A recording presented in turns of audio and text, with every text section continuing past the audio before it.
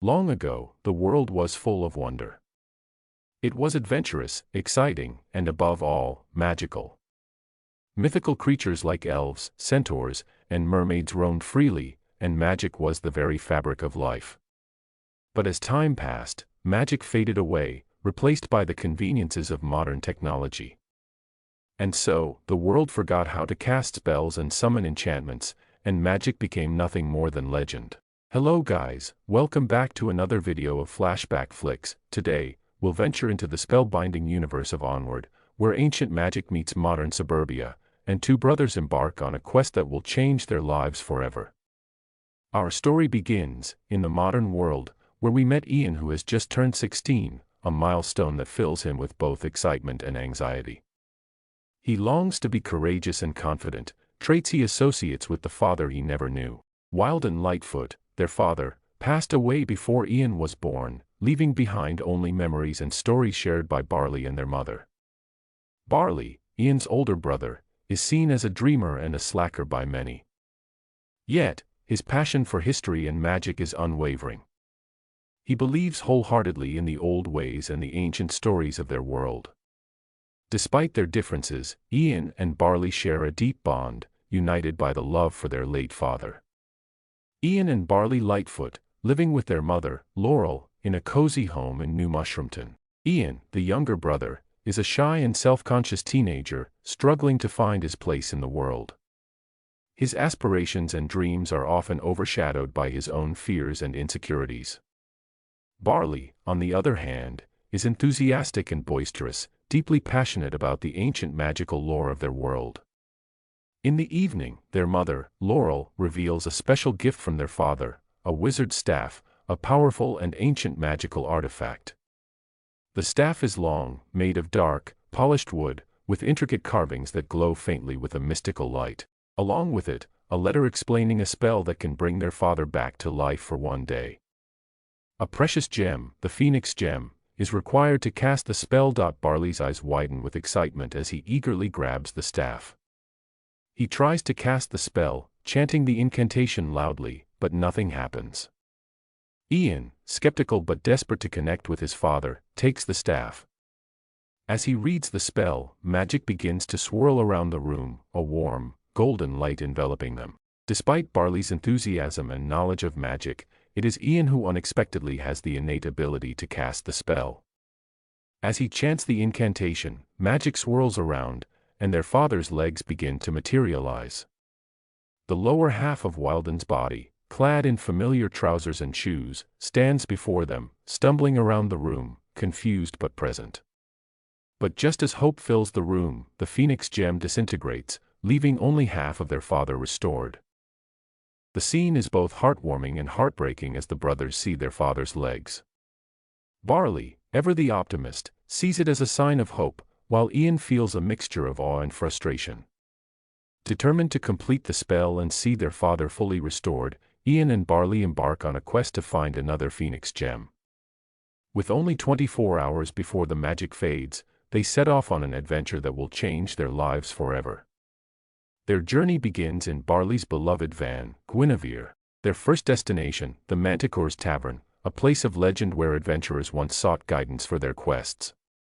Meanwhile, Laurel returned home and found a letter from her sons, explaining that they had left to retrieve a surprise. She also discovered Barley's toy magic card, which revealed the location of the Manticore's Tavern. Alarmed, she hurried to catch up with her sons. However, upon arrival, they find that the tavern has been transformed into a family-friendly restaurant, and the Manticore, known as Corey, has left her adventurous ways behind to run the business. Ian and Barley met Corey, the Manticore who owned the tavern, and asked her for a map to find the Phoenix Gem's location. Corey refused, explaining that she had stopped sending people on dangerous quests. However, Ian continued to insist, causing Corey to lose her patience and recall her dark past. This triggered Corey's rage, making her breathe fire and causing everyone to panic and evacuate before the tavern caught fire. Barley also fled, but when debris threatened to crush Wilden, Ian used the magic staff to cast a controlling spell, saving his father. Afterward, they returned to the car. Barley revealed a drawing he had taken from the tavern, which provided clues about the Phoenix Gem's location.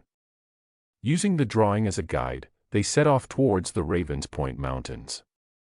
Meanwhile, Laurel arrived and was shocked to see the burnt-down Manticore's tavern. Hearing Corey talking about elves, she ran over and asked about her sons. Corey mentioned that she knew where Laurel's sons had gone but remembered she hadn't had a chance to tell them about the curse that would befall them if they removed the Phoenix Gem. Alarmed, Laurel quickly took Corey in her car to search for her sons. Laurel asked about the curse, and Corey explained the dire consequences that would befall Barley and Ian if they removed the Phoenix Gem. According to her magic book, removing the gem would awaken a fearsome dragon monster that could only be defeated with the Manticore's sword. Unfortunately, Corey had sold the sword at a pawn shop, so she asked Laurel for help in retrieving it. Meanwhile, the boys soon find themselves running low on fuel, and their emergency fuel canister holds only a few drops. Barley suggests that Ian cast a spell to enlarge the fuel can, but Ian struggles with the spell and in the process, he transforms Barley into a tiny elf. They decide to search for a nearby gas station. At the gas station, they encounter a gang of pixie dusters, who are now tough biker pixies, rather than the gentle fairies of old.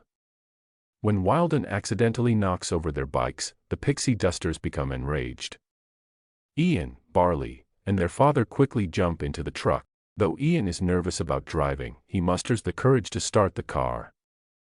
The pixies give chase for a while, but the boys eventually manage to evade them and Barley returned to his original size.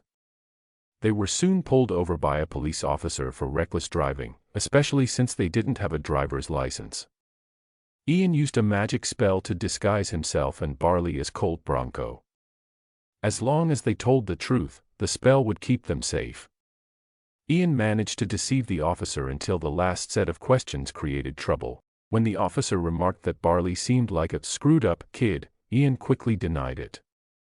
As the spell began to wear off, they realized they needed to leave the scene urgently.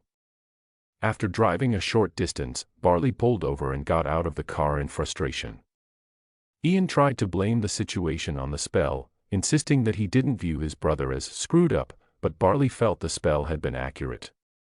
The disagreement led to a heated argument, highlighting the rift in their trust and communication. Meanwhile, Wilden, oblivious to his son's argument, began to feel the vibrations of the music playing in the car and started dancing.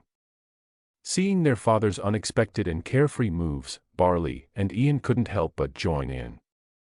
The infectious energy of the moment helped them put aside their argument and reconnect, lost in the joy of dancing together.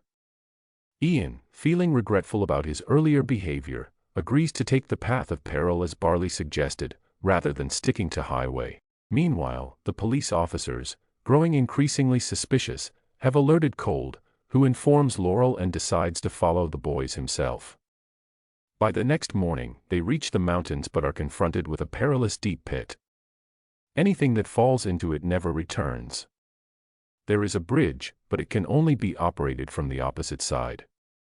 Barley ties a rope around Ian and instructs him to use a spell to reveal the invisible bridge. As Ian traverses halfway, the rope slips away, but Barley's continuous encouragement helps him complete the crossing. Ian lowered the bridge lever to allow Barley's van to cross. On the opposite side, they saw a raven statue pointing toward the mountains, which prompted them to follow the clue. Meanwhile, Colt Bronco arrived, trying to stop Ian and Barley and bring them home. The Lightfoot brothers attempted to escape, but they were pursued by several police cars. Until the meet dead end on cliff, and they get out of the car, then Ian used magic to block the pursuing officers. Overwhelmed by nervousness, he struggles to perform the spell. Barley, showing his big-hearted nature, sacrifices his cherished vehicle to block the police, allowing them to continue their quest. Continuing on, Ian found a clue stone directing them to follow the river into a cave.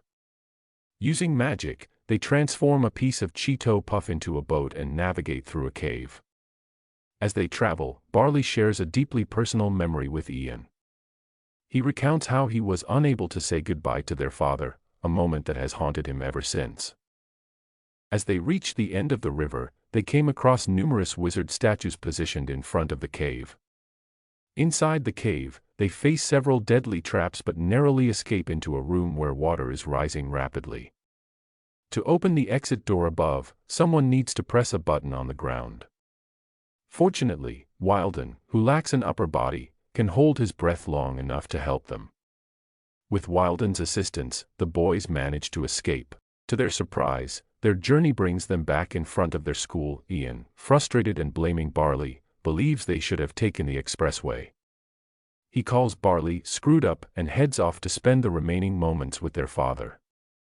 Barley, undeterred, continues to search for the Phoenix gem.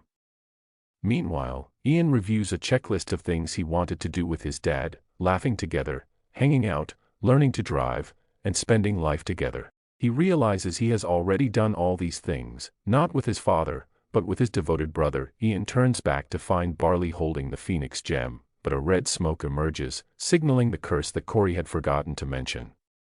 The curse manifests into a colossal dragon. Barley hands the gem to Ian, giving him the chance to restore their father. Laurel, Wilden, and Corey arrive with the legendary sword but struggle to fend off the dragon. Barley decides to distract the dragon so Ian can say a final goodbye to their father. However, Ian, recognizing that Barley missed this opportunity earlier, lets his brother take this moment. Ian acknowledges that although he never had a father, he always had Barley, who continuously supported and encouraged him. With this understanding, Ian confronts the dragon, utilizing every magical spell he has learned. The dragon is defeated. From a distance, Ian watches as Barley reunites with their father. In their brief time together, Barley expresses his love and gratitude. When the spell ends and their father fades away, Barley returns to Ian, both of them forever changed by the experience. Ian continues to practice his magical abilities, becoming more confident and self-assured. He learns to trust in himself and the potential within. Barley, too, finds a renewed sense of purpose, dedicating himself to preserving the magical history. Onward is a tale of family, loss, and self-discovery. It reminds us that even in a modern world, the magic of love and connection remains timeless. Hope you guys have liked it, and thank you for joining us on this incredible journey. Remember to like, subscribe, and hit the notification bell for more exciting stories from Flashback Flicks. See you next time.